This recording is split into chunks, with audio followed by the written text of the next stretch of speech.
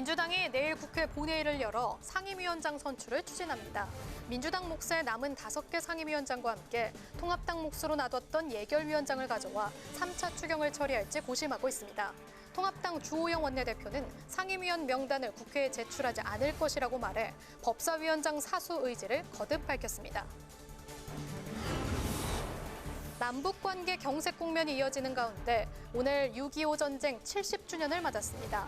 민주당은 일관된 대북 정책과 종전선언을 촉구한 반면 통합당은 북한의 완전한 비핵화를 주장했습니다. 정부와 민주당이 증권거래세 폐지를 놓고 입장차를 보였습니다. 민주당은 증권거래세를 단계적으로 인하한 뒤 2025년에 완전 폐지한다는 방침이지만 기획재정부가 오늘 발표한 금융세제 선진화 방안에는 증권거래세 폐지안이 빠졌습니다. 대기자의 시선으로 분석해보는 정가동향, 목요 정치클럽 기자 대 기자. 오늘은 여전히 입장차를 좁히지 못하는 여야의 원구성 갈등과 통합당의 대여투쟁 선언으로 기로에 선 전국 현안들을 짚어봅니다.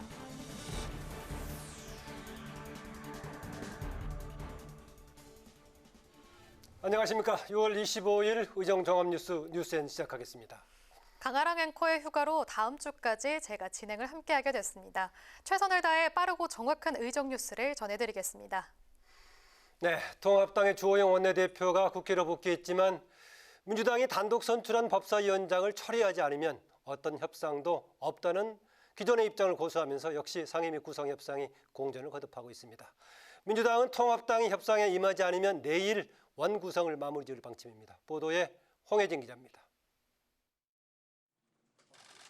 통합당 주호영 원내대표가 더 강경해진 입장으로 국회에 복귀했습니다.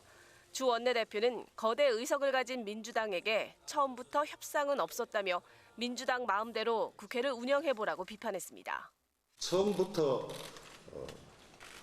미래통합당 없이도 국회를 마음껏 운영할 수 있는 의석이기 때문에 당신들 의사들을 반영하지 않는다고 했기 때문에 그렇게 해보라는 겁니다. 주 원내대표는 상임위원 배분도 없다고 밝혔습니다. 원구성이 완료되기 전까지 상임위 대신 당내 특위를 중심으로 국회 활동을 이어가겠다고 말했습니다. 상임위원 배분 명단이 없으면 통합당 몫의 상임위원장을 선출할 수 없고 그렇게 되면 추경안 심사는 지연될 수밖에 없습니다. 반면 민주당은 3차 추경안을 조속히 처리하기 위해서라도 더 이상 원구성을 미룰 수 없다는 입장입니다.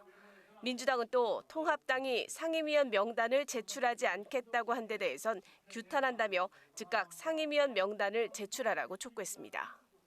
6월 국회 일정을 감안하면 오늘부터라도 상임위를 즉시 가동해서 추경 심사에 돌입해야 합니다. 상임위 구성을 위해 상임위원 명단을 정상적으로 제출해 주시기 바랍니다. 민주당은 통합당이 원구성 협상에 협조하지 않으면 내일 본회의를 열어 단독으로 남은 12개의 상임위원장을 모두 선출하겠다는 뜻도 분명히 했습니다. 이런 가운데 박병선 국회의장은 여야 원내대표를 차례로 만나 원구성 마무리를 위해 노력해달라고 당부했습니다. 박 의장의 당부에도 양당이 끝까지 평행선을 달린다면 본회의 개의에 키를 쥔 박 의장의 고민이 깊어질 수밖에 없습니다. 만약 내일 민주당이 단독으로 남은 상임위원장을 선출한다면 국회 파행 장기화는 불가피할 것으로 보입니다. 국회 방송 홍혜진입니다. 오늘은 6.25 전쟁이 발발한 지 70주년이 되는 날입니다. 여야는 강한 안보의 중요성을 한 목소리로 강조했는데 평화를 지키는 방법을 두고는 입장차를 보였습니다. 민주당은 종전선언 재추진을, 통합당은 북한의 완전한 비핵화를 강조했습니다. 김동길 기자의 보도입니다.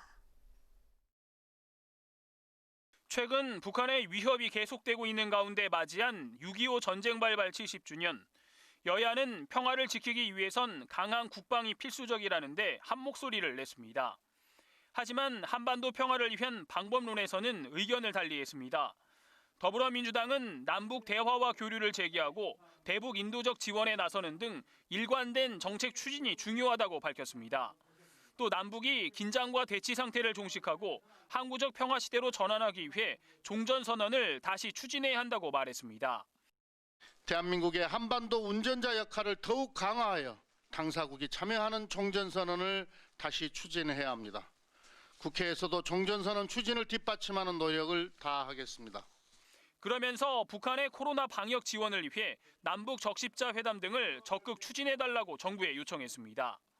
미래통합당은 완전한 비핵화 없이는 한반도 안전이 보장되지 않는다는 점을 강조했습니다. 주호영 원내대표는 북한 비핵화를 위해 대통령은 한미 동맹에 기반해 노력해야 하는데도 실망스러운 행태들이 볼턴 회고록에 나왔다며 청와대에 성실한 답변이 없다면 국회 차원의 조사가 불가피하다고 말했습니다. 분식 평화, 남북 위장 평화 쇼와 관련된 여러 가지 국민들의 의문에 대해서 제대로 설명하고 답변해 줄 의무가 있다고 생각을 하고 있습니다.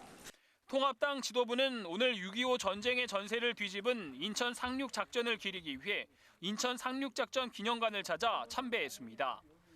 한편 오늘 밤 성남 서울공항에서 열리는 6.25 전쟁 70주년 기념 행사에 민주당 이해찬 대표와 통합당 김종인 비대위원장 등 여야 지도부가 참석할 예정입니다.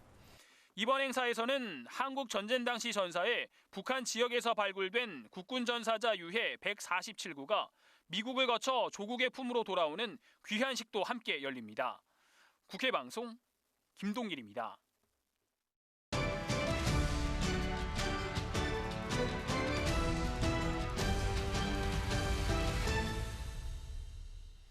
이슈 분석 박지영, 김세정 기자입니다. 어서 오세요. 어서 오세요. 네, 지금 앞서 리포트에서 나왔었지만 국회 지금 상임위 위원장 구성 문제가 한참 지금 진행이 되고 있는데 쉽지 않아 보입니다. 지금 이제 국회 원구성을 완료하는 것도 문제지만 민주당 추경 처리 때문에 지금 애를 태우고 있는 상황이죠. 그렇죠? 네, 그렇습니다. 이 짧게 상황을 설명드리면요. 통합당 주호영 원내대표가 국회로 돌아왔죠. 어제는 추경에 협조하겠다고 밝혔었는데 오늘 여야 간의 원구성 합의가 이루어지지 않았고 추경도 논의되지 않았습니다. 이 추경 처리를 위해서는 상임위에서 먼저 심사가 이루어져야 합니다. 민주당이 야당의 추가 원구성을 촉구하는 이유도 이 때문이죠. 이 정부 여당은 6월 임시국회 회기 종료일인 다음 달 4일 이전에는 3차 추경 심사를 마무리해야 한다는 방침인데요. 6월에 추경을 통과시켜서 7월에 집행한다는 이 계획이 순조롭게 이뤄져야 소상공인 지원 등을 위한 추경이 실효성을 발휘할 수 있다는 계산입니다. 이 민주당은 6월 국회 일정을 감안하면 오늘부터라도 상임위를 즉시 가동해서 추경 심사에 돌입해야 한다고 촉구하고 있는데요. 하지만 통합당은 상임위 구성을 위한 상임위원 명단을 아직 제출하지 않았습니다. 한때는 뭐 제출하겠다 이런 보도도 있었는데 결과적으로 오늘은 제출되지 않았습니다.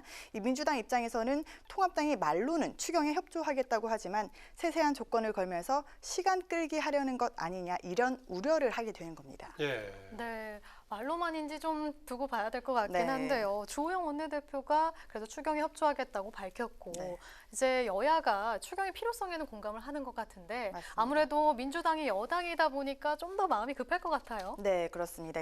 다음 주까지는 어떻게든 추경을 처리해야 하기 때문에 민주당은 발등에 불이 떨어진 상황입니다. 이 경제 위기를 돌파해야 한다는 위기의식, 책임감, 이 아무래도 더 클 것 같은데요. 이 김태년 원내대표는 6월 임시국회 내에 반드시 3차 추경을 처리하겠다는 입장을 오늘 당회의에서도 거듭 강조하면서 오늘부터 민주당은 국회 정상화와 추경 처리를 위해 비상대기에 돌입하겠다고 했습니다. 추경을 신속하게 집행해야 하는 절박한 이유에 대해서도 다시 한번 강조했는데요. 한국은행 분석 결과 코로나 경제 충격이 계속된다면 6개월 안에 48만 가구, 1년 안에 76만 가구가 파산할 가능성이 있다는 겁니다. 또 이번 3차 추경은 특히 실직자와 같은 취약계층에 더 절실하다고 강조했는데요. 이 추경이 제때 통과되지 않으면 생계가 불안한 특수고용 노동자와 프리랜서, 소상공인의 긴급한 생업 자금 확보에도 차질이 생긴다고 했습니다. 네, 뭐 이렇게 추경이라는 게 다른 상임위와도 관련이 돼 있지만 직접적으로는 예결위가 이제 관련이 돼 있는데요. 그렇죠. 그래서 이게 지금 쟁점이 되고 있는데 일단 민주당 예결위원들도 오늘 3차 추경 관련해서 급하니까 기자회견 드렸다고요. 맞습니다. 이 박홍근 간사 내정자를 포함한 민주당 예결위원들은 기자회견을 열고 추경의 필요성에 대해 거듭 강조했습니다. 이 포스트 코로나, 즉 앞으로의 상황까지 고려한 추경 규모라고 강조하면서 현재 통계에 잡힌 실업자뿐만 아니라 코로나19로 인한 휴직자 수십만 명까지 포함한 대책이라고 설명했습니다. 예. 그러면서 늦어도 오는 29일부터는 추경 심사에 착수해야 하기 때문에 내일까지 통합당의 태도 변화가 없으면 어쩔 수 없이 추경을 단독 처리할 수밖에 없다고 선전포고했는데요. 이 원구성 협상이 안 될 경우 통합당을 제외하고 예결위를 구성해서 추경 심사를 진행할 수 있도록 국회의장과 당 지도부에 강력하게 요구하겠다고 했습니다. 민주당은 추경 심사를 위해 적어도 내일까지는 예산결산위원장을 선출해야 한다는 생각인데요.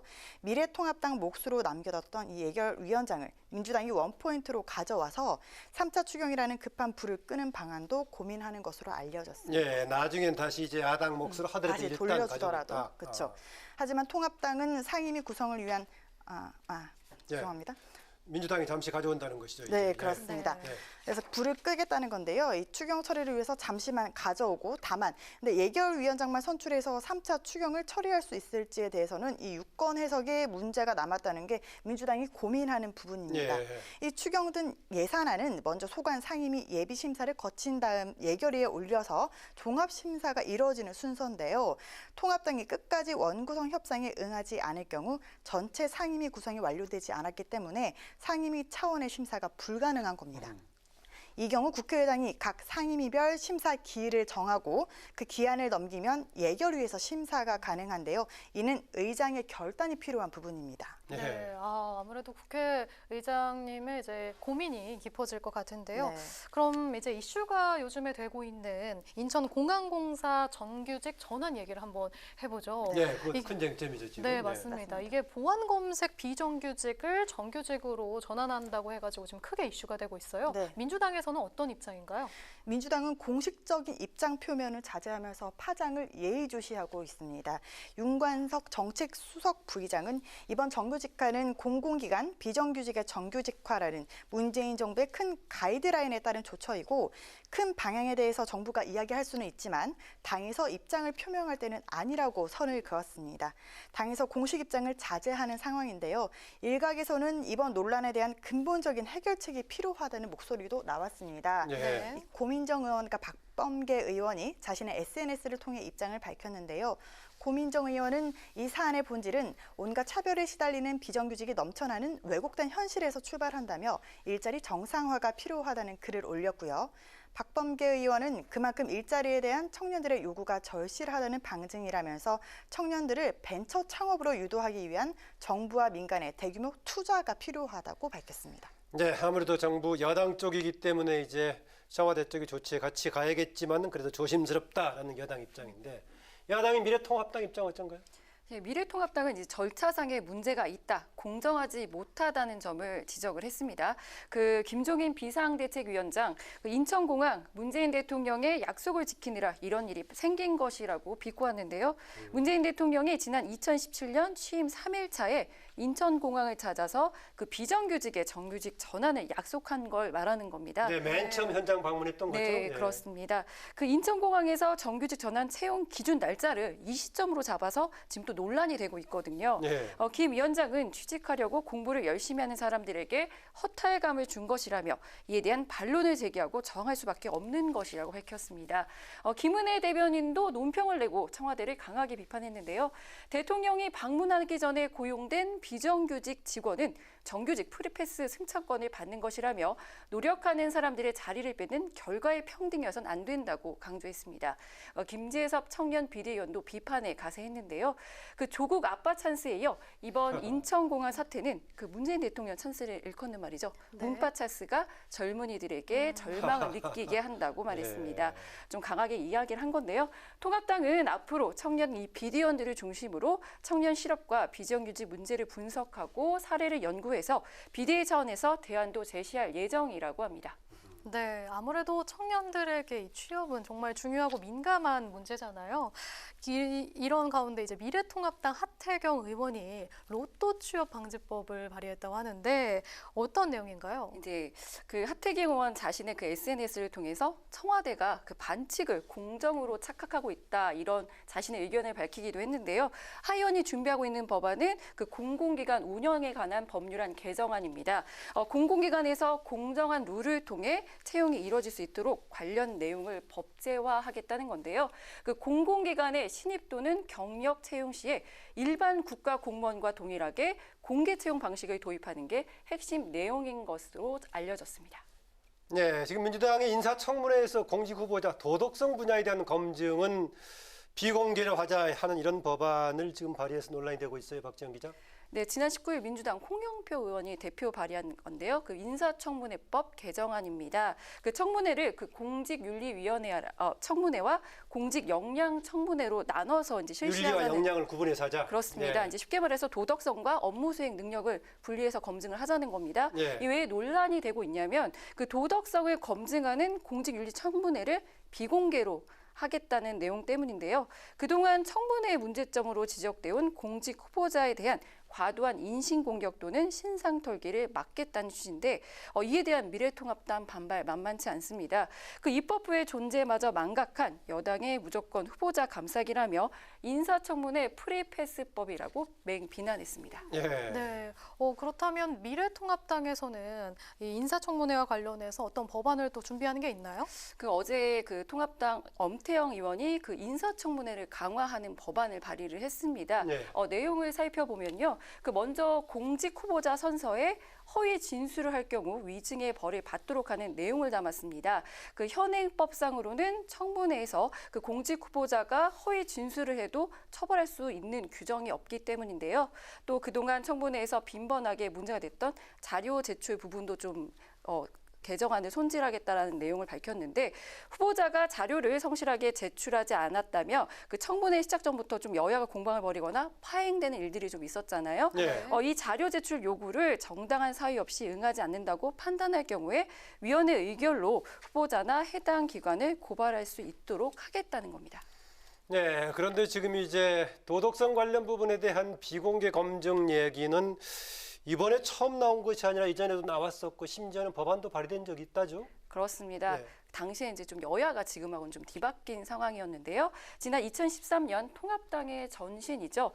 당시 여당이던 새누리당이 그 비공개 청문회를 추진했습니다. 새누리당이 여당일 때. 맞습니다. 예, 예. 그리고 그때 야당이던 민주당은 강하게 반대를 했었습니다. 지금은 민주당이 추진하고 있고요. 그렇습니다. 예, 예. 이번에 그 도덕성 검증 그 비공개 청문회 법안을 낸 민주당 홍영표 의원은 그 청문회 강화 법안 발의에 이름을 올리기도 했는데요. 예. 후보자의 허위 증언을 처벌하고 정책과 도덕성 청문회를 분리하자는 법안이었는데 다만 당시에는 이 청문회를 비공개로 하자는 내용은 없었습니다. 이제 앞으로 이제 지금 21대 국회에서도 많은 인사청문회가 열릴 예정입니다. 지금 후임자를 물색하고 있는 통일부 장관 자리도 있고요. 또 이제 민감용 경찰청장 임기도 지금 한 달밖에 안 남았는데요. 이제 이렇게 여야가 인사청문회법 손질을 예고하고 있는 만큼 21대 국회에서는 국민의 시선에서는 좀 달라진 청문회장을 기대해 보도록 하겠습니다. 달라진 청문회장 기대해 보자. 이슈 분석 여기까지 듣겠습니다. 박지영, 김세정 기자 두 분 수고했습니다. 수고하셨습니다. 네. 더불어민주당이 지난 20대 국회에서 하지 못했던 증권거래세 전면 폐지 입법을 지금 재추진하고 있는데요. 그런데 기재부가 지금 증권거래세 폐지가 빠진 금융세제 개편안을 발표해서 당정이 엇박자를 내는 게 아니냐 이런 얘기가 나오고 있습니다. 국회에서 열린 관련 토론에서도 정부 안에 대한 불만의 목소리가 나왔는데요. 김현 기자가 취재했습니다. 증권거래세가 단계적으로 낮아집니다. 기획재정부가 발표한 금융세제 개편안에 따르면 현행 0.25%인 거래세가 2022년에는 0.23%, 2023년에는 0.15%로 낮아집니다. 하지만 민주당은 이 정도로는 부족하다고 주장합니다. 금융세제 선진화 방안 세미나를 연 민주당 김병욱 의원은 증권거래세를 아예 폐지해야 한다고 주장했습니다.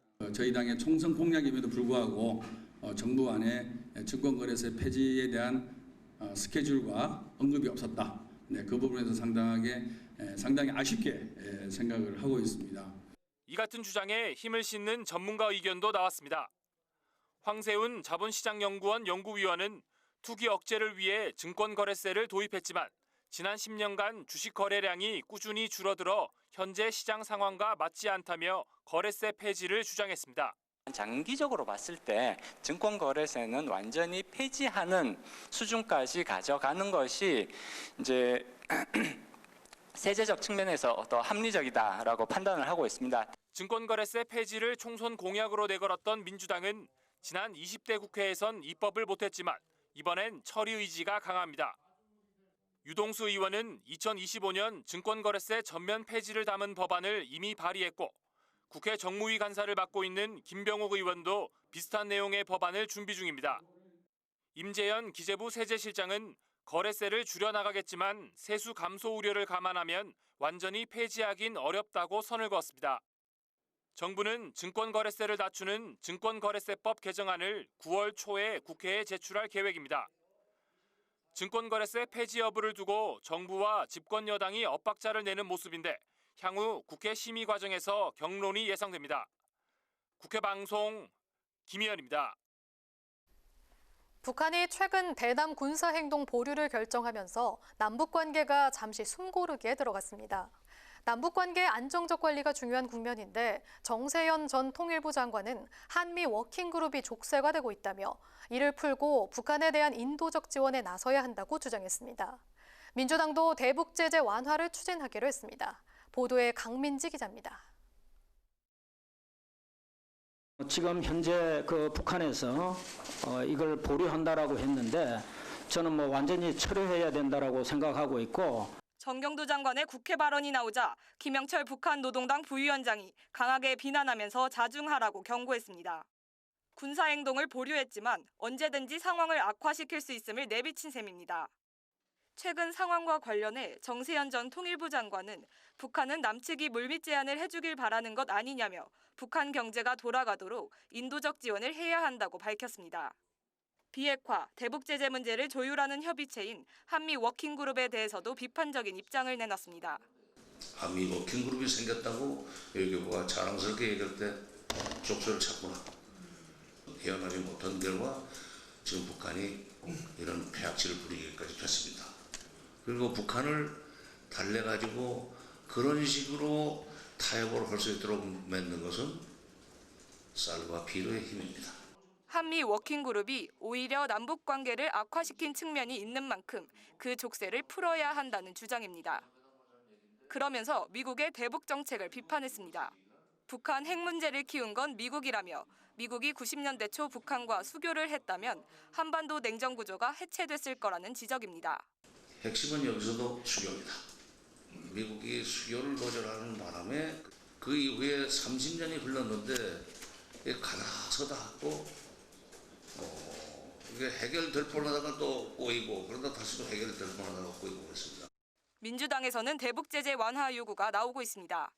더불어민주당 김태년 원내대표는 미국의 대북 제재 예외를 촉구했고 송영길 국회 외통위원장도 유엔의 대북 제재 완화를 요청하겠다고 밝힌 상태입니다. 국회 방송 강민지입니다. 추미애 법무부 장관은 한명숙 전 국무총리 수사팀의 강압 수사 의혹에 대한 감찰 지시와 관련해 윤석열 검찰총장이 겸허히 따르면 될 일을 꼬이게 만들었다고 말했습니다. 추 장관은 민주당 초선 의원 혁신 포럼 강연에서 윤 검찰총장이 대검 감찰부에서 관련 의혹을 감찰하라고 한 지시를 따르지 않는 등 자신의 지시를 절반 잘라먹었다며 이같이 말했습니다. 추 장관은 검찰의 치명적 오류로 장관이 제지시를 내리면 이는 검찰이 개혁의 주체가 아닌 대상이 됐음을 증명하는 것이라고 강조했습니다. 미래통합당 김종인 비상대책위원장은 민주당 의원들을 향해 검찰과 감사원의 처사를 문제 삼는 언행을 자제해달라고 요청했습니다. 김 위원장은 오늘 비상대책위원회의에서 최근 법사위를 보면 대한민국이 민주주의를 국가 원칙으로 삼으려는 나라인지 의심을 갖게 한다며 이같이 밝혔습니다. 또 자기 직분을 성실하게 수행하고 있는 검찰총장과 감사원장에 대한 지나친 간섭은 대한민국 민주주의 발전에 아무런 도움이 되지 않는다고 비판했습니다. 정의당 배진규 원내대표가 당 차원에서 법사위의 법제 기능과 사법 기능을 분리하는 국회법 개정안을 조만간 발의하겠다고 밝혔습니다. 배 원내대표는 일 못하게 하는 국회의 상징이 된 법사위는 이번 기회에 반드시 손봐야 한다며 민주당이 법사위의 상원 군림을 막기 위한 의지를 보이라고 촉구했습니다. 특히 민주당은 법사위원장을 맡고 있는 만큼 법사위 관련 법안의 처리 시점이나 패스트트랙 검토 등 구체적인 로드맵을 제시하라고 주장했습니다. 박병석 국회의장은 집행 시점에 따라 추경의 효과가 달라진다며 조속히 추경안이 처리될 수 있도록 의장으로서 최선을 다하겠다고 밝혔습니다. 박 의장은 김기문 중소기업 중앙회 회장을 만나 코로나19로 경제 위기가 커지는 상황에서 국회 정상화가 안 돼 마음이 무겁다며 이같이 말했습니다. 박 의장은 또 여야를 떠나 정치권이 조속한 추경 처리의 필요성을 깊이 고민해야 한다고 강조했습니다.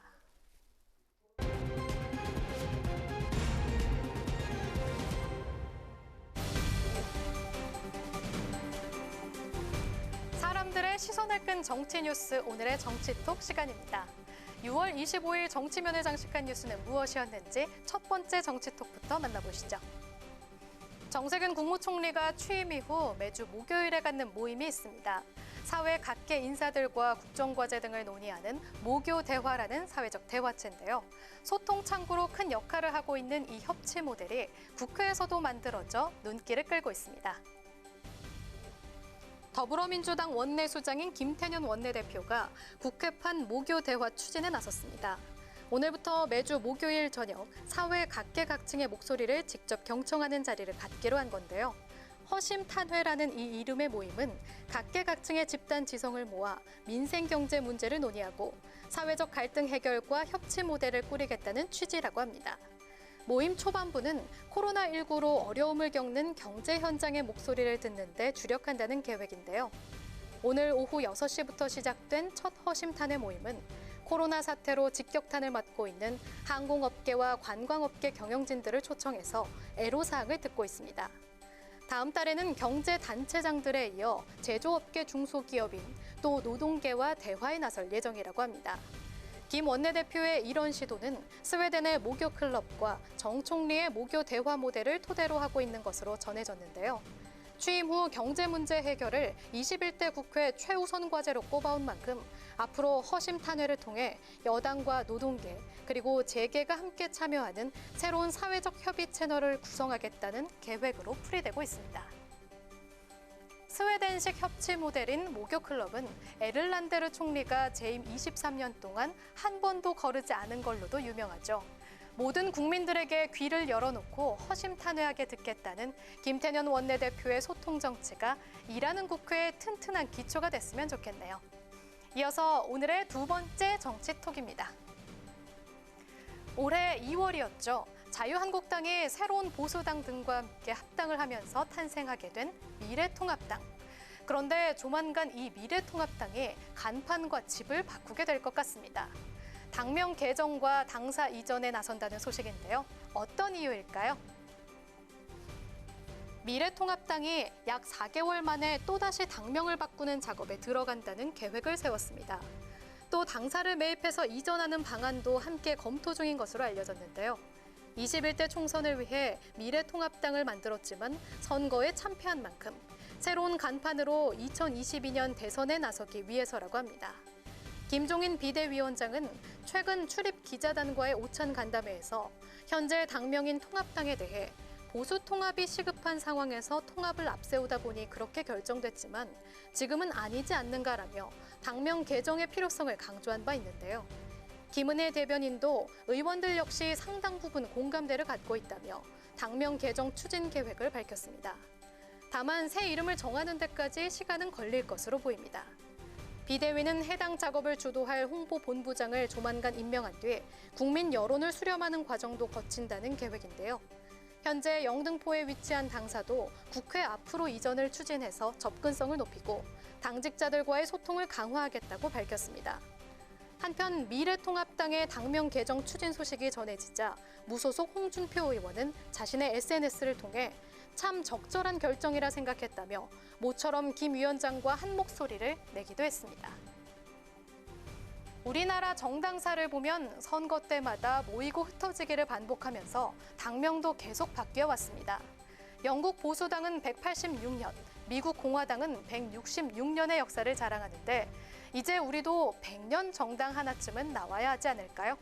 보수의 가치와 철학을 담은 통합당의 새 당명, 언제쯤 어떻게 바뀔지 지켜봐야겠습니다. 마지막으로 세 번째 오늘의 정치톡입니다. 미래통합당의 주호영 원내대표가 칩거를 끝내고 국회로 복귀하면서 윤미향 의원 관련 의혹과 대북 외교 관련 국정조사를 추진하겠다, 이런 의지를 밝혔죠. 오늘 아침 여야의 두 중진 의원이 대북 외교 국정조사와 관련해 설전을 벌였는데요. 증인으로 트럼프 미 대통령과 존 볼턴 전 백악관 국가안보보좌관이 거론됐다고 합니다. 어떻게 된 일일까요? 국정조사를 하려면 이제 볼턴을 증언대에 세워야 되고 또 트럼프 대통령을 증언대에 세워야 되는데 이런 국정조사가 가능합니까? 볼턴하고 트럼프 요구해보고 오면 볼턴이 안 온다는 보장은 또 어디 있습니까? 트럼프에 안 올 수 있겠지만요. 볼턴이 오면 불러 조사하면 되는 거고요. 오늘 아침 한 라디오 방송에 출연한 민주당 우상호 의원과 통합당 김기현 의원. 두 사람은 대북 외교 국정조사 관련 얘기를 하던 중에 볼턴 전 국가안보보좌관이 회고록에서 제기한 여러 의혹의 진위를 놓고 갑론을박을 펼쳤습니다. 우 의원이 국정조사를 하려면 볼턴과 트럼프 대통령까지 증언대에 세워야 한다고 하자 김 의원은 볼턴의 경우 증인 채택이 가능하다며 북미 정상회담을 세계 최고의 사기극에 빗댄 회고록 내용이 사실인지 아닌지 조사를 통해 밝혀야 한다고 맞선 건데요. 이에 우 의원은 미국의 안보보좌관을 했던 사람을 한국 국회 국정조사 증언대에 세운다는 건 외교적 갈등이 된다며 차라리 볼턴을 한국으로 초대해서 강연을 시키는 게 낫지 않겠냐고 재반박에 나서는 등 뜨거운 공방이 오갔습니다. 주 원내대표가 쏘아올린 대북 외교 국정조사가 또 하나의 쟁점이 되며 정치권 화두로 급부상하는 모습인데요. 증인 채택이 가능한지 아닌지 그 여부보다 우선돼야 하는 건 국정조사를 하느냐 마느냐 여부일 테고요. 또 국정조사 여부보다 지금 더 중요한 건 국회 정상화가 아닐까요? 지금까지 오늘의 정치톡이었습니다.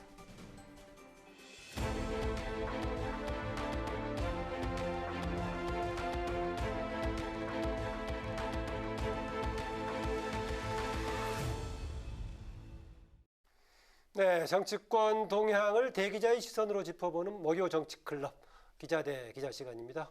오늘도 최병목 TV조선 해설위원, 성한영 한겨레선 임기자 두 분 나오셨습니다. 어서 오십시오. 안녕하세요. 네, 지금 이제 오늘이 6.25 한국전쟁 발발 70주년이 되는 날인데요.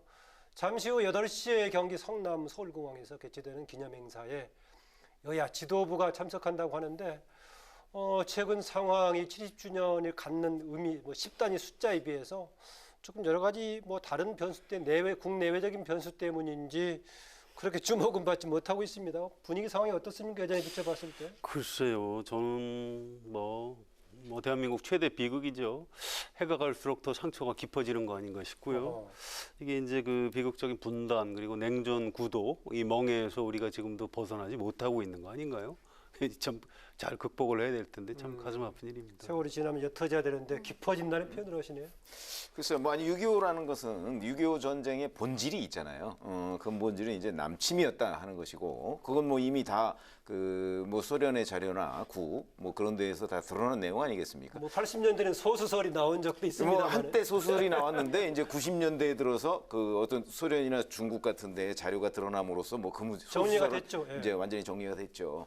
근데 이제 그 남침 부분과 관련해서 지금 문재인 정부는 썩 그렇게 저는 아마 약간 남침에는 동의를 하지만 지금 그것이 혹시 또 북한을 자극할지 모르겠다 이런 생각도 저는 일각에서 할 수 있다고 생각을 해요. 그래서 사실은 오후 8시에 저런 행사를 하기보다는 원래 보통 그냥 하던 식으로 기념식은 항상 그런 식으로 하지 않습니까? 그런 식으로 좀 했으면 어땠을까 하는 아쉬움이 있고요.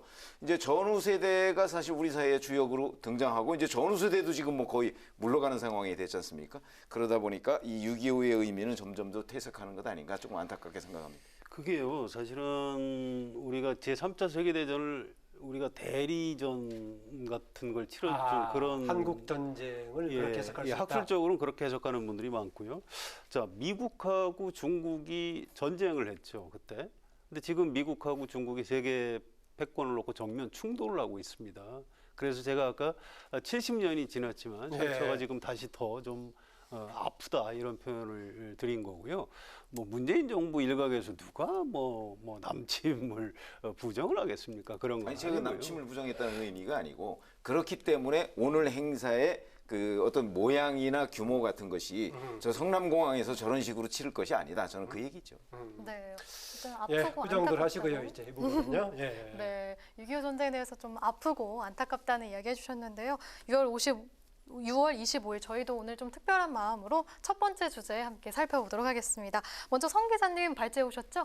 예, 주호영 원내대표가 돌아왔죠. 돌아오면 국회 정상화될 걸로 봤는데 이게 어떻게 된 건지 점점 더 꼬이고 있어요. 그래서 21대 국회 원구성 도대체 언제 결말이 나는 건지 좀 얘기를 해봐야 될 것 같습니다. 네, 지금 얘기하신 대로 이제 우리 성한용 기자는 복귀하면은 복귀와 동시에 이제 정상화될 걸로 기대했었다고 이제 말씀하셨는데 지난번 강원도 사찰에 가서 만났을 때 이후에 대한 해석들이 서로 달랐습니다. 뭔가 팔짱 끼고 어깨 동무했던 것에 대해서 김태년 민주당 원내대표 쪽은 굉장히 의미를 부여했고 그다음에 통합당 쪽에서는 상당히 사진 찍기용이었다 이렇게 얘기하던데 이렇게 해석이 다를 수밖에 없었습니까? 저는 양쪽에 좀 다 불만이 있어요. 이게 이제 김태년 원내대표가 좀 진작 찾아갔어야 되는데 왜 이렇게 시간을 끌다 찾아갔는지 좀 불만이고요.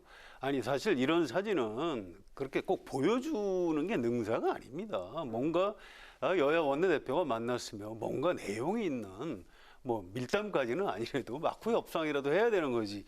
아니 이렇게 뭐 팔짱 끼고 사진 찍고 또 이제 그 사진에 응해준 주호영 원내대표도 도대체 무슨 속셈인지 잘 모르겠어요. 저는 이 두 분 다 이번에 뭔가 좀 잘못했다고 아주 강한 그런 생각이 듭니다. 국내 외적으로 요새 뭐 SNS 때가 돼서 그런지 상당히 그 이벤트 이미지 정치가 상당히 많아지는 것 같아요. 과거에는 저런 일들이 훨씬 더 많았죠. 예. 근데 지금은 뭐 사실 그 전화 하나만 가지고서도 충분히 대화가 가능하지 않습니까? 그러니까 제가 보건대는 어디에 가서 뭐 어깨 동무를 했느냐 안 했느냐 이런 것보다도 사실은 실질적으로 그 협상을 할 의지가 있느냐 이게 훨씬 더 중요하다고 봐요. 그런데 그런 점에서 본다면 그 강원도를 찾아가긴 찾아갔는데 복귀하라는 메시지 외에 다른 메시지가 없었다는 게 지금 미래통합당의 주장이에요. 뭐 민주당에서는 뭐 여러 가지 그 논의를 했다 이렇게 얘기를 하지만 그런 점에서 본다면 의견 접근이 전혀 안 되는 얘기들을 지금 두 원내대표가 하고 있는 것 아닌가. 그런데 최종적으로 만약에 원구성이 계속 늦어지면 늦어질수록 그 책임의 그 무게, 뭐 그거는 전 여당이 더 크다고 보거든요. 그렇다면 여당에서 고리를 풀어야 되지 않겠나 이런 생각이 듭니다. 되게 사찰 돌아다니고 그걸 뭘 또 찾으러 다니고 이게 언제까지 이런 모습을 우리가 봐야 됩니까? 좀 그만했으면 좋겠습니다. 일단 복귀를 했는데 오늘 보니까 오늘 입장에서는 주호영 원내대표가 지금 상임위원 명단 제출을 지금 하지 않는 걸로 나와 있는데요. 일단 박병석 의장은 내일 지금 이제 본회의를 개최하겠다라고 했었는데 박 의장 일정대로 해서 결단 내리고 어떻게 진행할 것 같습니까? 어떻습니까? 글쎄요. 지금 벌써 몇 번째 저희가 이 문제를 논의하고 있는데 몇 주째. 논의하면서 지난번은 상당히 그래도 강조를 했지만 아직도 여지가 남아있다라고 얘기했거든요. 그리고 항상 보면 뭐 이번 주말이 마지막일 것이다 이렇게 얘기했는데 계속 지금 연장이 되고 있잖아요. 글쎄 이제 이게 마지막 문제가 뭐냐면 민주당이 상임위원장을 전체 18석을 다 독식하지 않느냐. 저는 그 결단을 지금 내려야 된다고 생각을 해요. 왜냐하면 어차피 지금 이 상황에서 미래통합당은 응해줄 생각은 없는 것 같아요. 그런데 이제 여기서 또 지금 그 사실은 몇 개 남았지 않습니까? 한 12개 정도 남았죠. 이 12개를 또 쪼개서 뭐 상임위원장 선출하고 뭐 그런 것이 아니고 자, 다 할 것이냐 안 할 것이냐 아니면 미래통합당하고 협의를 해서 일부 양보를 할 것이냐 이거를 지금 정할 시점이다 이렇게 봅니다. 아니 저는 도저히 이해할 수 없는 게 18개 위원장 다 가져가라 하면서 명단을 왜 안 내는 거죠? 혹시 이해가 되십니까? 전 도저히 이해할 수가 없어요. 아니 명단을 안 내서 어떤 실익이 있고 어떤 명분이 있는 거죠? 어차피 국회 자체를 거부하는 게 아니잖아요. 또 이제 그 서울에 올라오기 전에 명단 제출하겠다고 국민한테 얘기했고 그 약속을 지키셔야죠. 이거 안 내는 바람에 결국 이제 박병석 국회의장 보고 옛날 그 박정희 때 이호상 국회의장처럼 강제 배정해라. 그리고 이제 여당이 다 18개 독식해서 우리를 밟고 가는 모습을 좀 연출해 달라. 아니 정치가 무슨 뭐 이벤트입니까? 이게 왜들 일어나 모르겠어요. 저는 이 부분은 미래통합당이 굉장히 비판받아 마땅하다고 생각을 합니다. 왜 명단을 안 내는 거죠? 전 지금도 이해할 수가 없어요. 상임위원장 선출하면 명단 내겠죠. 아니, 그러니까 18개 명단을 상임위원회 내야 선출해야죠. 국회의장이 상임위원을 선임을 하고 그 상임위원 중에서 위원장을 투표를 하게 돼 있는 겁니다. 글쎄 뭐 그런데 뭐 순서가. 어차피 지금 뭐 여당 상임위 배분은 끝난 거 아니겠습니까? 그 중에 나올 텐데 위원장이. 아니 18개 상임위원장을 다 여당이 가져가라고 하면 야당이 당연히 명단을 내야죠. 지금 명단을 안 내는 이유가 뭐예요? 설명이 안 됩니다.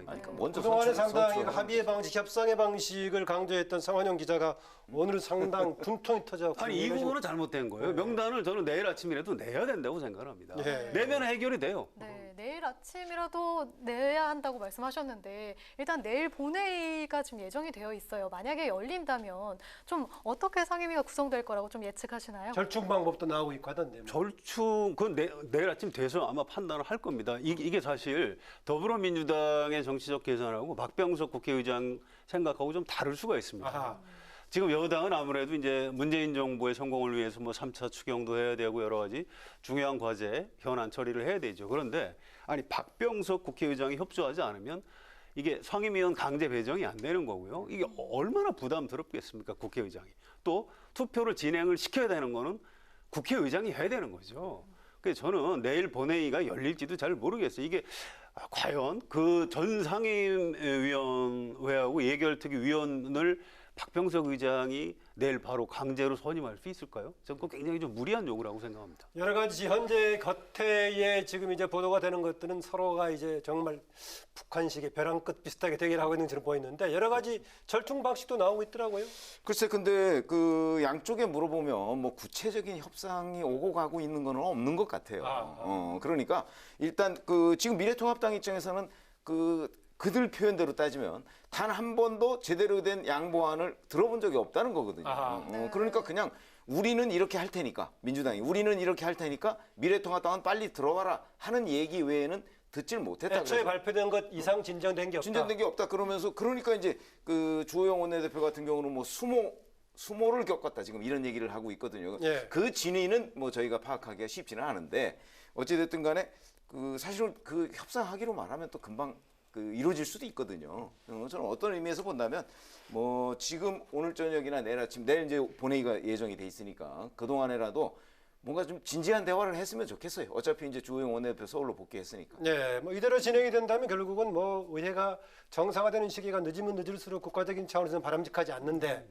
여야에 대한 국민 여론은 어떤 방향으로 흐를 것 같습니까? 이런 상황이라면. 뭐 정치 자체가 욕을 먹겠죠. 뭐 양비론으로 여야가 다 국민들한테 아주 지탄을 받을 겁니다. 특히 여당은 이 국정 전반 운영을 해야 되는 책임이 있기 때문에 여당에 훨씬 더 부담이 있다고 봐야 되겠죠. 이른바 세속적으로 여야의 득실 얘기 비슷한 건데. 그렇죠. 아니 그렇기 때문에 저는 사실은 지금 그 상임위원장 독식이라고 하는 부분 있잖아요. 그 부분을 민주당이 결심을 못하고 있는 것 중에 하나가 아마 독식했을 이후에 여론이 어느 방향으로 전개가 될까 하는 부분에 관해서 확신이 좀 없는 것 같아요. 그렇기 때문에 지금 주저하고 있지. 만약에 177석이라는 그 민심, 그걸 몰아준 그 민심은 독식에도 무방하다라는 것이라고 판단을 했다면 벌써 저는 처리했을 거라고 이 보거든요. 부분을 좀 잘 봐야 되는데요. 이런 겁니다. 이 대외적으로 대변인들이 마이크 잡고 하는 얘기하고 또 의원들이 속내를 좀 가까운 언론인들이나한테 좀 허심탄회하게 하는 얘기가 좀 다른 부분이 있어요. 이런 겁니다. 6개 상임위원회를 사실은 미래통합당 어떤 원내대표단의 어떤 의원이 제안을 했다고 합니다. 이렇게 요구를 하면 차라리 그냥 법사위를 가져가라 이렇게 할 줄 알고 했는데 그걸 여당에서 덜커덕 고민하더니 알았다. 그럼 6개 다 줄 테니까 법사위 대신 우리가 가질게 했다는 거예요. 그래서 좀 약간 깜짝 놀랐다는 겁니다. 그런데 들어보셨습니까? 저는 뭐 미래통합당 쪽에서 그런 얘기를 들어본 건 없습니다. 그러니까 대외적으로 그러니까 하는 얘기하고 좀 달라요. 양쪽에 확인을 해봐야 돼요. 그리고 또 법사위를 처음부터 안 뺏길 방법이 있었느냐? 없었다고 인정을 해요. 이건 어떻게든 우리가 안 뺏기려고 할 테니까 뺏어가라 이런 얘기지 이걸 끝까지 안 뺏길 것이다라고 생각한 미래통합당 의원들 별로 없었다고 합니다. 그러니까 이런 것들도 따져서 좀 대화하고 타협을 해야 되는 거죠. 뭐 그런 부분은 미래통합당의 누구 얘기를 들었는지는 모르겠으나 미래통합당의 적어도 주호영 원내대표는 우리는 법사위를 양보하지 않겠다는 본인의 생각은 처음부터 굉장히 굳건했습니다. 그중에 뭐 예를 들어서 뭐 장제원 의원 같은 경우는 우리가 실리를 찾자 이렇게 주장을 한 적이 있죠. 그러나 적어도 원내 지도부는 그렇지 않다. 네. 분명합니다. 이렇게 대치 상황이 계속되면 아무래도 여야 모두 좀 부담이 될 것 같은데요. 지금 현재 국회 부의장 야당 목소리 국회 부의장. 통합당의 국회 부의장도 공석인 상태예요. 계속 공석으로 갈 거라고 보시나요? 아니 근데 상임위원장 원구성 문제가 이런 식으로 된다면 정진석 의원이 그런 얘기를 하더군요. 아니 상임위원장 없이 상임위원장은 전부 다 예를 들어서 민주당 출신들이 자제하고 있는데 나 혼자 국회 부의장석에 가서 앉아 있을 수 있겠냐 이런 얘기를 하더라고요. 그래서 그 모습을 제가 잠시 상상을 해봤는데 정말 굉장히 뻘쭘할 것 같아요. 본인 미래통합당 그 어떤 국회 그 부의장 자리는 자기 혼자 앉아 있고 만약에 모든 국회 그 상임위원장과 의장, 부의장 뭐 이런 데가 민주당으로 채워진다면 그게 뭐 가시방석이지 그 자리에 앉아 있을 기분이 나겠습니까? 그래서 아마 본인이 나 이런 식으로 한다면 던지겠다. 응하지 않으면은 제3의 다른 인물 부의장을 선출할 수도 있다고 보십니까? 할 수는 있는데 그걸 이제 민주당이 결심을 해야죠. 그건 아니고 결심을 해야죠. 결심을. 아니고, 본인은 욕심이 없다 이런 얘기고요. 우리 이제 최병목 의원하고 저하고 다 같이 잘 아는 정치인인데 정진석 의원이 국회 부의장 포기할까요? 아니 그러니까 저 내 얘기를 해도 좋습니다. 그런데 이런 거예요. 국회의장하고 부의장 의장 한 사람, 부의장 두 사람을 둔다는 건 대한민국 헌법에 나와 있는 겁니다. 그리고 역대 부의장을 여당 한 사람, 야당 한 사람 한 거는 굉장히 90년 된 관행이에요. 이게 자유당 때부터 이미 그렇게 된 겁니다. 과거에도 있었죠. 이게 딱 한 번 예외가 있어요. 85년 2.12 총선으로 12대 국회인가요? 이게 87년에 후반기 원구성이 안 됐어요. 그때 뭐 4.13 호원 조치, 또 6월 항쟁 이런 것 때문에 아예 야당 국회 부의장이 선출이 안 된 적이 있습니다. 1년 동안. 그때를 제외하고는 언제나 야당 국회 부의장이 있었고요. 또 굉장히 중요한 완충 장치를 하는 겁니다. 이거는 또 여야의 정쟁을 떠나서 정진석 의원이 그런 얘기 좀 안 해줬으면 좋겠습니다. 아니 정진석 의원 얘기도 국회 부의장을 안 하겠다는 얘기가 아니고 원구성이 안 되면 제대로 대의정치가 작동이 안 되면 본인도 뭐 그렇죠. 원구성이 안 되면 본인이 국회 부의장직을 포기하겠다고 얘기를 하고 있는 거죠. 원구성은 될 겁니다. 그리고 국회 부의장도 하실 거예요. 아니 그러니까 되면 당연히 하죠. 두고 보십시오. 이 부분은 저하고 내기하셔도 좋습니다. 네, 뭐 언젠가 구성이 될 것인데 일단 내일 될 수 있느냐 뭐 이런 상황인데 내일 진행되는 과정을 좀 지켜보기로 하고요. 최병목 의원께서는 어떤 주제에 주목했습니까? 글쎄요, 요즘에 이제 추경안 얘기가 계속 나옵니다. 이것도 뭐 원구성 얘기하고 비슷한 얘기입니다. 맞물려 있죠, 예. 그렇죠. 이제 예결위원회를 뭐 원포인트로라도 민주당이 구성을 해서 원래 예결위는 미래통합당 몫이다 뭐 이렇게 얘기가 있었잖아요. 그러니까 법사위를 민주당이 가져가고 예결위를 미래통합당에 준다 그러는데 전체가 지금 올스톱 상태이기 때문에 예결위원장을 일단 민주당 출신으로 원포인트로 해서 추경을 다룬다 그러는데 그것도 사실은 약간 엄포인 것 같아요. 왜냐하면 일단 상임위원회에서 추경안이 심의가 돼야 되잖아요. 그래서 원구성하고 맞물려 있긴 한데 이 추경안 처리는 어떻게 될 것인가 하는 부분도 한번 짚어볼 필요는 있겠다. 얘기하신 대로 원칙적으로라면은 각 분야별로 해당 상임위에 심의를 해야 되고 이제 예결위가 작동이 돼야 될 것인데 상임위 작동하지 않더라도 그나마 예결위가 작동하면 가능할 건데 이런저런 감안했을 때 대통령의 주문처럼 6월 달에 뭐 이번 처리될 수 있을까요? 그러니까 이제 7월 초에 사실은 임시국회가 끝나잖아요. 그러니까 그 시점에 이제 그 시점에 그 처리하는 것이 여당의 목표인데 정말 그 시점까지 꼭 처리해야 되겠다는 여당의 생각이라면 그럼 여당이 처리하기 위한 시나리오를 짜야 될 거 아니겠습니까? 그 중에는 야당의 협조도 있을 거예요. 그렇다면 야당의 협조를 받아내기 위한 뭔가 당근이 있어야 되지 않겠는가? 현재까지는 없어 보입니다. 현재까지는 없어 보입니다. 일단 국회의장실에서 국회법을 유권 해석을 해봤는데 이게 상임위원회 구성을 하고 예비심사를 거쳐서 예결위 심사를 해야 추경안을 의결할 수 있다라고 해석을 했다고 합니다. 그래서 예결위만 달랑 그것만 구성을 해서 추경안 심사에서 의결을 하는 거는 하지 않는 걸로 그렇게 알고 있고요. 그래서 그 전 단계로 상임위원회 구성, 물론 이제 상임위원장 선출을 포함해서 그 부분에 집중적으로 지금 의장. 그러면 결단이 빨라질 수도 있다는 얘기입니까? 상임위원장 관련해서? 뭐 여야 타협이 안 되면 그럴 수밖에 없겠죠. 물론 당장 내일 뭐 할 걸로 보이지는 않는데요. 아무튼 문재인 대통령 또 우리 대한민국 국민 전체로 보면 코로나 사태 때문에 3차 추경 빨리 해야 되는 거고요.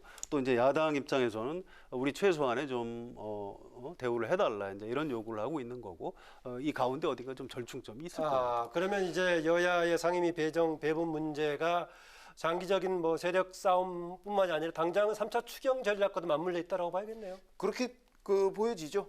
그러니까 이제 3차 추경 문제를 어떻게 할 것이냐는 부분을 놓고 민주당 쪽이 미래통합당 쪽의 협조를 받을 것이냐 그렇지 않을 것이냐 하는 부분에 관해서 결심을 해야 된다는 얘기입니다. 예. 네. 이런 와중에 또 통합당에서는요. 윤미향 의원 기부금 유용 의혹과 문재인 정부의 대북 외교에 대해서 국정조사를 추진하겠다고 했어요. 이게 실현 가능할지 좀 의문인데요. 어떻게 좀 보세요? 아니 잘 아시지만 국정조사 추진 요건은 됩니다. 네, 그렇죠. 그건 충분히 되는데 문제는 이제 저 국정조사 본회의 의결이 있어야 되잖아요. 네. 의결이 뭐 가능할 거라고 생각하는 사람 아무도 없죠. 그런 점에서 본다면 저 두 가지가 전국의 현안으로 떠오르고 저것도 역시 원구성의 어떤 여당을 압박하기 위한 정치 공세적인 성격이 저는 강하다고 봅니다. 그러니까 이제 저 문제를 민주당이 어떻게 대응하느냐 이게 또 원구성의 뭐 양보 문제하고도 관련이 있겠죠. 그렇죠. 야당이 이제 정치적인 카드로 던진 것 같고요. 근데 여당 분위기는 윤미향 의원 관련 의혹은 검찰 수사가 지금 진행 중이라는 거고요. 또 뭐죠? 한반도 이 부분은 무슨 국정조사 대상은 아니라는 거예요. 그래서 여당에서 이제 받아들일 것 같지는 않고요. 또 지금 의석수가 이걸 혹시 여당이 양보해서 국정조사를 해도 여당이 협조하지 않으면 거의 진행이 되지가 않습니다. 그래서 이건 어떤 정치적인 카드로 이렇게 사용할 문제는 좀 아닌 것 같고요. 다만 여당이 이 관련 의혹을 우리 국회 차원에서 성의 있게 진상조사를 하겠다. 뭐 이런 태도 표명을 해주는 것도 중요하다고 생각합니다. 실질적인 효과적이든 간에 그렇게 유용한 뭐 국정조사의 대상이 아니다라고 보고 있는 거군요. 그렇습니다. 네. 이렇게 계속 팽팽하게 이제 맞서고 있는데 그나마 안보 현안에 관해서는 사실 어제 합동회의도 개최를 했고 그랬는데 어떻게 좀 협의의 물꼬를 이 주제로 틀 수 있지 않을까요? 어떻게 보시나요? 이게 이제 국회를 마냥 거부하는 모습을 야당도 사실 부담스러울 겁니다. 정부 여당이 책임감이 있지만 아니 저 사람들 총선에서 심판당했는데 아직도 정신 못 차렸구만.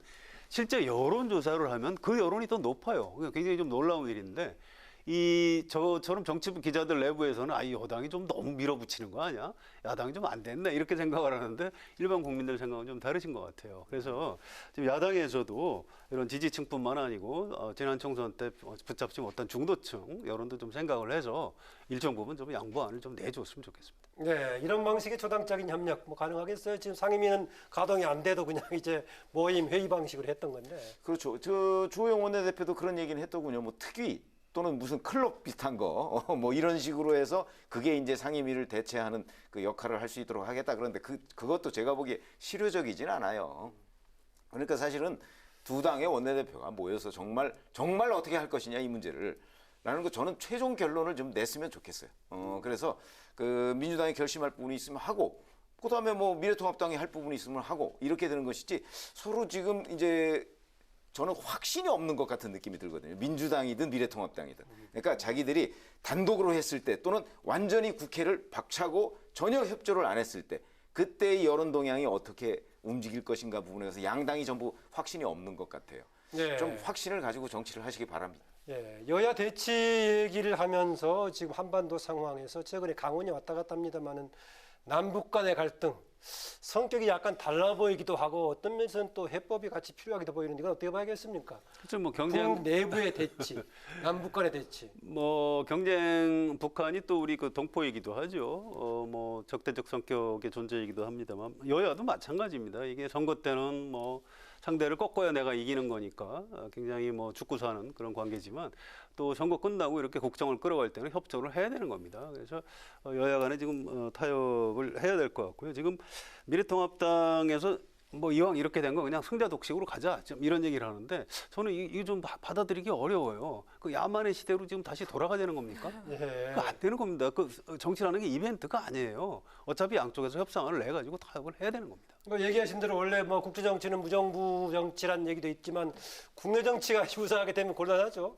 그렇죠. 아니 근데 남북 관계야 이제 뭐 미국이라는 변수가 있지만 사실 여기 지금 여야 간의 관계에서는 두 사람만 합의하면 되는 거예요. 그런데 그 합의가 지금 이루어지지 않고 있거든요. 그래서 저희가 뭐 깊은 내막까지는 알 수 없으나 적어도 어느 쪽이든 조금씩만 양보하면 풀릴 것 같은데 예를 들어서 이제 정의당이 뭐 그런 얘기를 하더군요. 법사위를 2개로 쪼개는 뭐 안을 내겠다 뭐 이렇게 하는데 그런 것도 저는 하나의 아이디어가 될 수 있다고 봅니다. 이 부분은 기회가 되면 제가 다음에 한번 주제로 다뤄보고도 싶은데요. 이 지지층들을 보고 지금 정치를 하는 측면이 있습니다. 과거에는 총재가 결단하고 또 의원들이 의원총회에서 당론을 모으면은 당이 의리 갔는데 지금은 여야가 다 그 열성 당원들, 권리 당원들 또 지지층들의 눈치를 봐요. 그러다 보니까 여야 간에 이제 싸움을 해야 되는 겁니다. 양보를 하면 지지층한테 이제 혼나고 이제 그래서 지금 잘 안 풀리는 측면이 있는데 여야 정당을 이끄는 지도자들이 좀 자기 지지층을 좀 설득을 해주는 노력도 좀 필요하다고 생각합니다.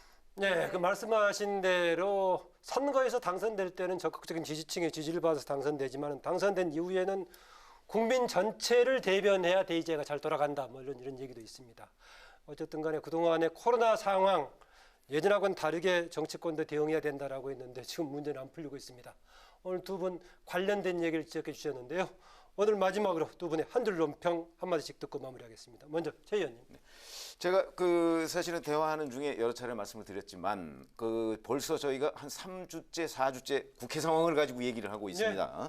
그래서 이게 언제까지 이렇게 될 것인가. 왜냐하면 이게 협상이 진행되고 있다면 저희가 이런 얘기를 안 할 텐데 지금 저희가 느끼기에는 협상 별로 진행되지 않고 있습니다. 그래서 이제 남은 거는 이 시점에서 남은 거는 자 민주당이 단독으로 갈 것이냐 아니면 일부 양보를 통해서 미래통합당과 함께 갈 것이냐 이거를 정할 시점이 됐다. 이래서 민주당 이제는 결단할 시점이다. 이걸 한 줄 평으로 택했습니다. 네, 성화영 기자. 이 정치는 나하고 생각이 좀 다른 사람하고 대화해서 타협하는 겁니다. 이게 뭐 선과 악의 대결이 아니에요. 우리는 천사고 저쪽은 악마입니까? 그렇지 않습니다. 상대를 깨부수려고 해서는 안 되는 겁니다. 그래서 정치는 선과 악의 대결이 아니다. 이렇게 논평하겠습니다. 네, 오늘도 기자 대 기자, 두 대기자의 얘기 오늘 고맙습니다. 고맙습니다. 네, 목요 정치 클럽 기자 대 기자 지금까지 성한용 한겨레 선임 기자, 재병묵 TV조선 해설위원과 함께했습니다. 장맛비가 소강 상태에 들면서 빗줄기도 대부분 약해진 상태입니다. 비는 밤까지 산발적으로 내리다 그치겠고요. 내일은 기온이 다시 오르면서 30도 안팎의 무더운 날씨가 찾아올 전망입니다. 네, 오늘 얘기를 많이 나눴지만 오늘이 비극의 6.25 한국전쟁 발발 70주년인데요. 남북관계는 여전히 불안한 상황인데 우리 국내 내부적으로 여야 대치도 아직 해법을 마련하지 못하고 있습니다. 쉽지 않은 남북관계를 풀기 위해서도 우리 내부의 공존과 합의 정치가 선행돼야 하겠습니다. 오늘 뉴스는 여기까지입니다. 시청해주셔서 고맙습니다.